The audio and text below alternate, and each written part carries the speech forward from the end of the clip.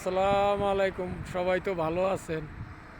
তবে আমার ইয়াটা শেয়ার করে একটু দেখেন।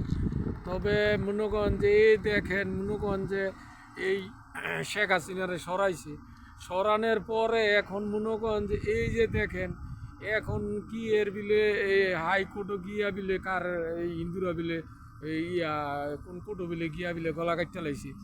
আচ্ছা দেন, যে এই যে কলেজে কলেজে মারামারি মনে করেন যে ধ্বংসত্ব করতেছে, তাহলে তারা যখন এই ক্ষমতা চালাই পারবো না, তারা মনে করেন যে এই রেল জ্বালাইছে শেখ হাসিনারে সরানোর লাগা।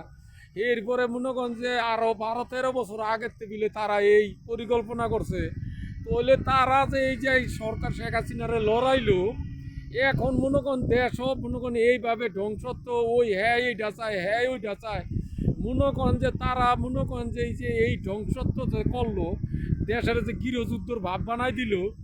এখন মনে করেন যে ওই কতক্ষণ ঢাকা, কতক্ষণ সিলেট, কতক্ষণ চট্টগ্রাম, কতক্ষণ মানিকগঞ্জ, এই মারামারি, খুনাখুনি, স্কুলের পোলাপাইন কলেজের পোলাপাইন লেখাপড়া করে না, হানাহানি খুনাখুনি লেগে গেছে গা।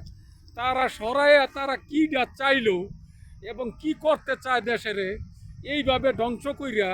তবে তারা যে ধ্বংসত্ব করছে, তারা তো কোনো কিছু না, এই অল্প অল্প পয়সা পোলা পান দেশটারে ধ্বংসত্ব শেষ করবো, এই দুই তাগো পরিকল্পনা। তবে সবাই ভালো থাকেন। আল্লাহ হাফেজ।